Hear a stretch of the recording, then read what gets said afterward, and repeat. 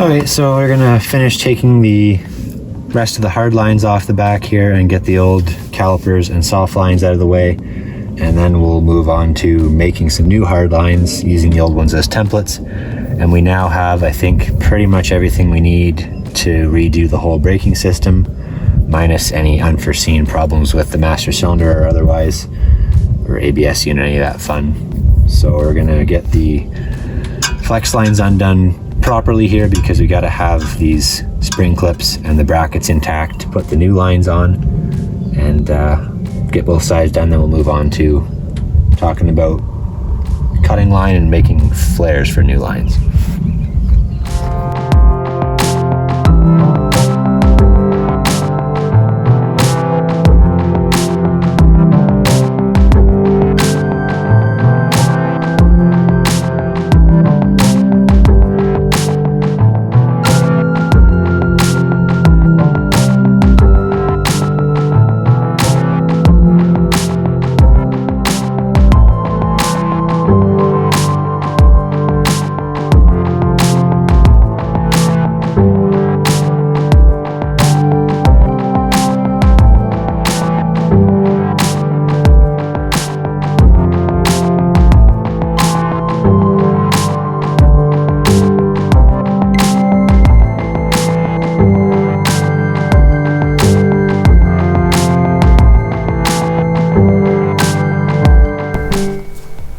Okay, so we've kind of got all the hard lines for the back half of the car sort of laid out here, how they maybe kind of go as best as I can remember, and putting the rotten pieces together.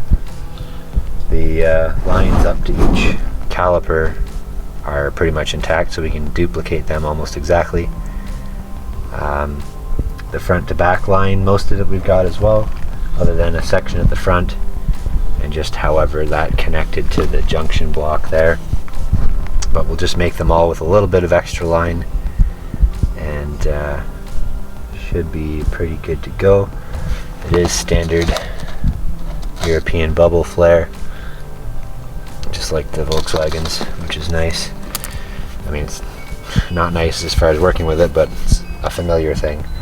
One thing I should check is if those nuts that I got are the right size, which they look like they might be.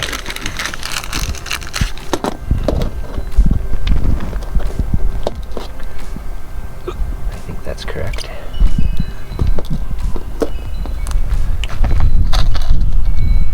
Looks the same to me. Okay, good. So I got 12 flare nuts, and we're gonna need 2, 4, 6, 8, 10 for sure. So that's pretty close. Yeah, and then the outer flex lines threaded to the caliper, so that part should be good. So I think we're ready to start making some lines here, or try to.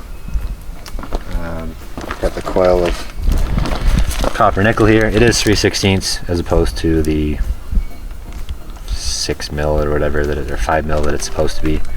Doesn't really matter. I got metric threaded nuts for a 3/16 line, so it'll work just fine. So we're gonna start cutting this up, and we'll show you how to do a bubble flare.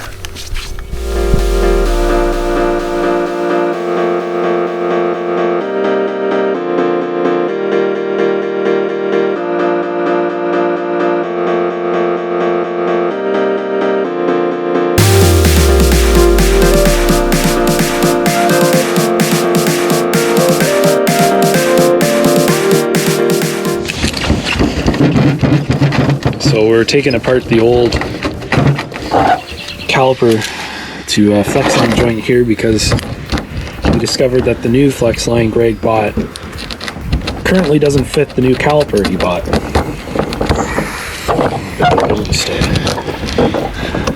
Oh yeah, good luck with that. We're gonna have to go to torch Vice, probably. To the basement. to the vise. If this is gonna hold on this at all.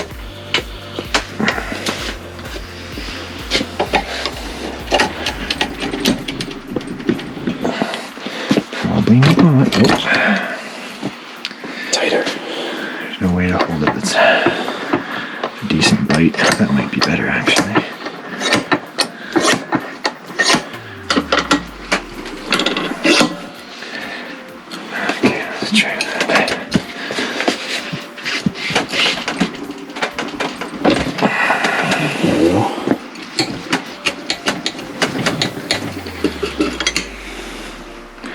Look at the dirt.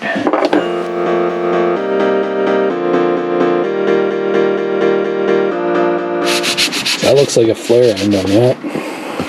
Yeah. That means the flex lines you bought are wrong. And yeah, the thread's way too long, even if it wasn't a flared end. So, I don't know if Ideal had a listing for any other ones. But we should check the fronts. So we know this one's got to go back.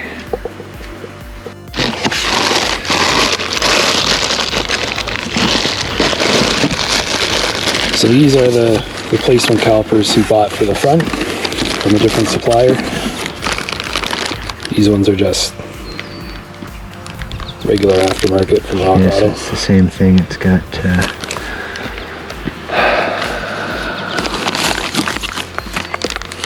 so yeah, that's not right either. Based on the shape of that in the bottom, it's a cone as well, just like that back one we had parked. So these lines aren't right. These are choke line too.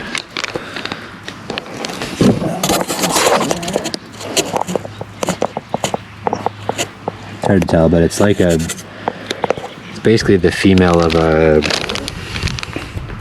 can't see that one either, but we got a line at the back, I guess. It's basically the female of a double or a bubble flare fitting. Better not fall off there.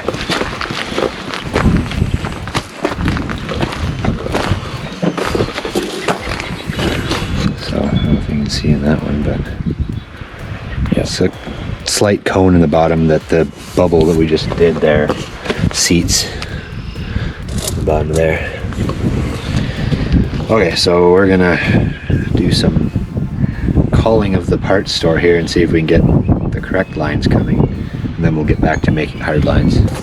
Alright, so we're finding that the flex lines that we got that seem to be the only ones available through like Napa are not the right style for the new calipers we got, and the old calipers on the rear match that. They look the same. So the rear lines we have for the outers are definitely wrong. The front ones we have may be correct, so we want to pull apart front flex line from the caliper here now just to check. I don't want to lose all the fluid out of it and deal with more bleeding issues in ABS unit and whatnot, so try and just pull it out quickly, check the style and put it back together. So I guess the easiest way, because the caliper's loose now, is to mount it back to the knuckle here quickly and just loosely to hold it so I can undo the flex line on the caliper from the really crusty caliper that is.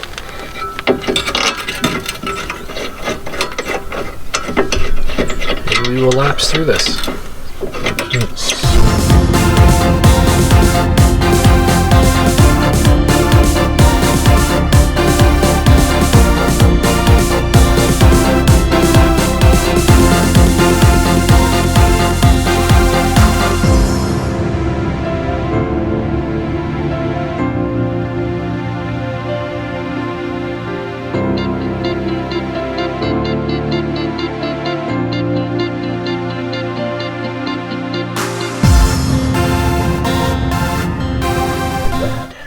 So, yeah, our attempt to put heat to the problem to fix it caused a multitude of problems, if Greg doesn't mind showing us the popped flex line. Yeah, we let the smoke out of it a bit. And this whole expedition, we couldn't even get the flare of the flex line out to even tell what it is, so You know how it be. this whole mission was a waste of time. So our next option, if you want to call it that, try and see what this fitting looks like, is to use an easy out screw extractor.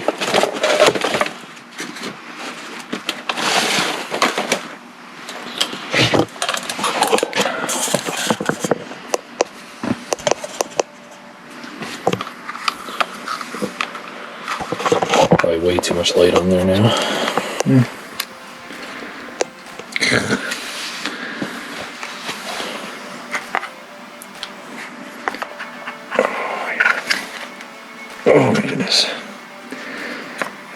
to get it out ever.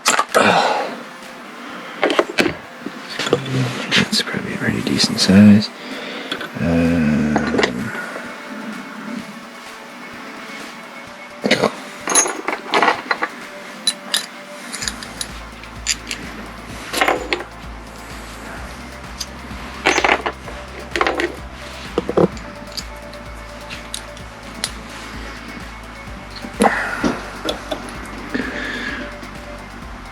That should bite pretty decent there, so we'll get lots of heat in it first. And get around with the torch.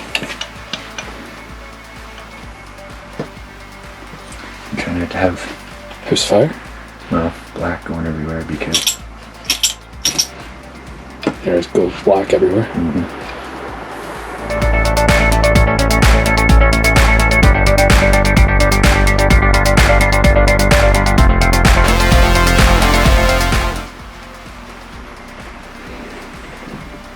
wow. It doesn't want to reveal its secrets.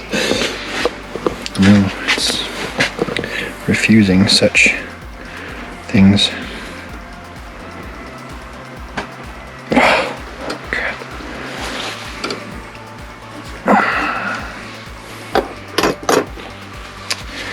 Now that we're losing all of our heat.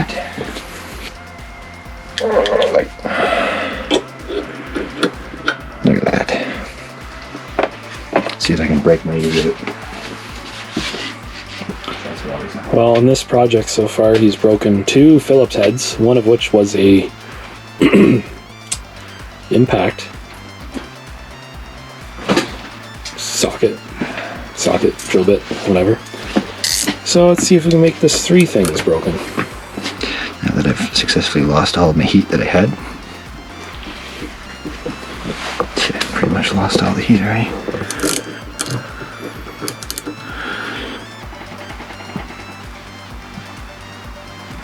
Wow, that's crazy.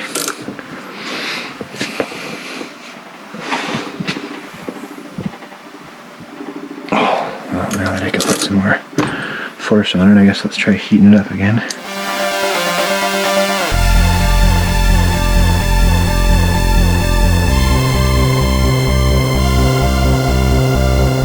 That's a sign that it's time to stop. Okay. So you have brake fluid sizzling. I'm sure that's fine. Come on out of there, you sucker. I don't think it's gonna move ever. Wow, that's ridiculous. That is ridiculous. Oh, that's just gonna break the... Just gonna break the easy out. Then we're no further ahead than where we started. Not even attempting to move. Well, Oh. The next bigger one won't fit. So that is where this story ends. Okay, so off camera here we did a bubble flare just for testing purposes. Yep, it's good. I don't know if I can see, but it turned out pretty decently. In practice, you want to put the nut on first, but because we're going to cut the other end of this line, it's not a big deal anyways. So we're just going to start by trying to make this right-hand side hard line, and we'll just work our way through, make as many of them as we can while we're waiting to sort out the flex line predicament. And I guess actually we could put together, just on the ground, we could put together the inner flex lines with the junction and these outer hard lines. I just don't know if you can get it up into the car without taking it apart, so we'll see how that goes. But anyway, get some of this straightened out to make some lines here. More space to work. So this is where it gets fun, because you have to try and work out where to bend stuff.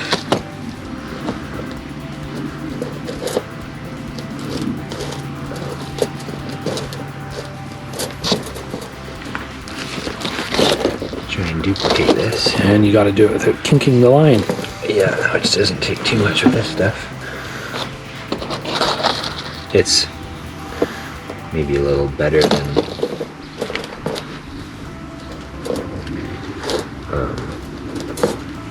regular steel, you might be able to say, but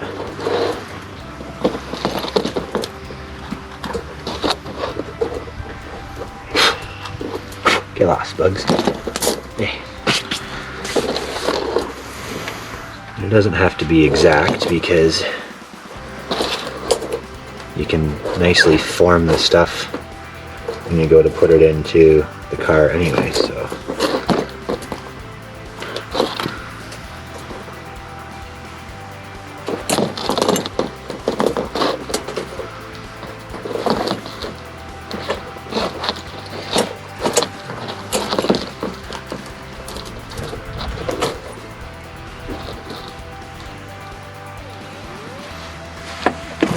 Right now it doesn't have to be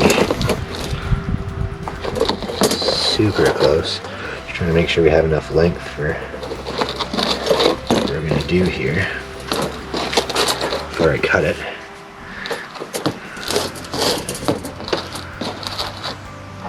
It's looking pretty decent. So we cut it somewhere here. And you're going to use the lovely made in Taiwan tubing cutter.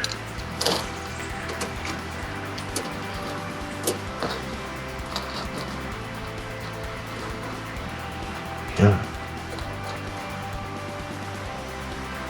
And I don't know if they have any instructions on them, but the cutting wheel is usually supposed to trail the guide rollers, and you don't want to put too much tension on it, especially not with this copper stuff, because it'll just squish it instead of cutting it.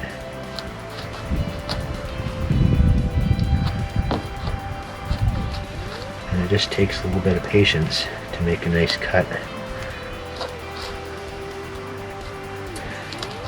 It needs to be relatively straight to be able to put the flare on the end of it decently well afterwards.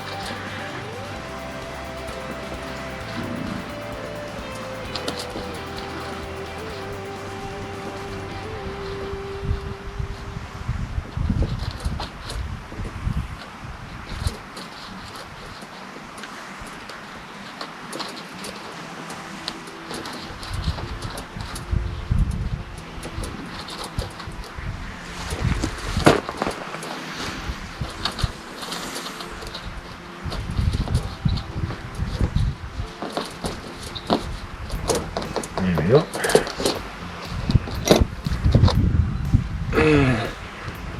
You can see that turned out pretty well. It's pretty darn square. A good end to do the flare with. Now, like I mentioned, don't forget to put the nuts on before you do the second flare, or you're really buggered. You get to start again. I was going to ask that question. You were going to ask that question? Yeah, how do you get the nuts on? I might have actually bent this too much already, but usually you can just bent it a little bit too much. Fortunately.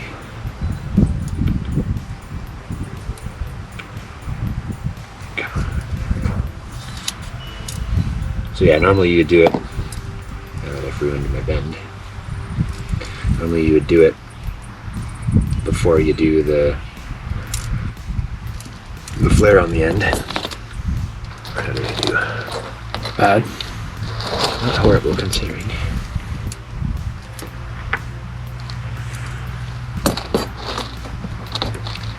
Not too bad. It's a little bit longer than it needs to be, which is totally fine. So soft, it's crazy. And yet still holds however many thousand PSI of braking pressure without rupturing. So, you know how it goes.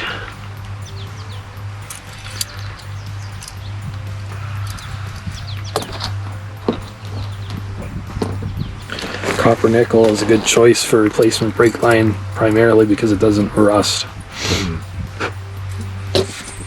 So yeah, you would want to put that nut on before you flare the end of your line, which is what I'm going to do on this end. How did we get? I must have had it too close to the other. Put your nut on, make sure you put it on the right way, or again you're going to be starting again. so the hex usually goes away from the flare, so that one's on the correct way. And then there's lots of different styles of flaring tools. This one's pretty standard, it's just a cheapy one from Princess Auto in our case. It has the different, this is Imperial, but you can get ones that are metric as well. We're just using Imperial line. Like I mentioned before, 3/16 is close enough to the factory size, and as long as you get the right size flare nuts to fit into your flex lines and into the calipers and whatnot, then no problem there. And it's close enough that the pressure differential is negligible. So this one's Imperial, and it's got the different size lines. It can do everything from 3/16 to 5/8 by 16ths, except for half to 5/8. So you put the line in here, smallest one in our case. And the way I always did it was, you wanted to take your 3/16 die, turn it upside down, and you want to have enough line sticking out that Mitchell can see that. Yeah, that's good. That it's flush with the second step on the die, roughly, to make sure that you've got enough for the flare to do its thing. Take a little bit back here. It's pretty close. Make sure that the clamp is all squared up, and then tighten it up. You don't have to go super crazy, but you don't want it to slip through the teeth when you're trying to crimp it. And then you take the actual flaring cone here. In our case, we got to back it out to be able to fit the die in. Goes in, the little dowel goes in the pipe. And then you need basically 3 hands, but bring this down. I can't see it. They're seeing what I'm seeing, but it looks pretty good and centered in the frame. So you're bringing that down, and the jaws go against the bottom surface of the clamp there. And then the biggest thing as you're starting to tighten it up is to make sure that you're actually doing it semi-straight, because otherwise the flare is going to be badly off center. The first one I did was a little bit like that. But again, the nice thing about this copper stuff is that it is very forgiving when it comes to the flare itself. You can have a really crappy flare or off center, and you just mash it in there when you tighten the nut into your line, and it usually seals no problem.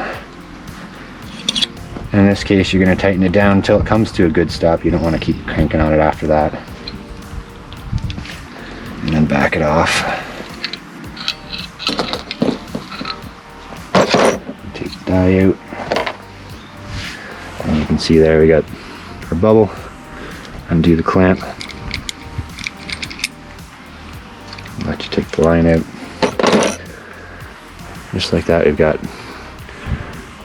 pretty decent looking bubble. The knurl marks on the line from the clamper, not a problem really. Bring that up there, and then when you tighten the nut in, it'll squish that bubble flare against, I don't have a line here, but against the inside of your flex line, or if you're using a union. And as you tighten it up, it'll squish the copper into place, and it'll make a seal. So there's one of the rear hard lines made, more or less. It needs a little bend at the end here, which I can try and do. It's right about here. Again, you got to be kind of careful when you're bending it that you don't kink it. It doesn't take too much to do.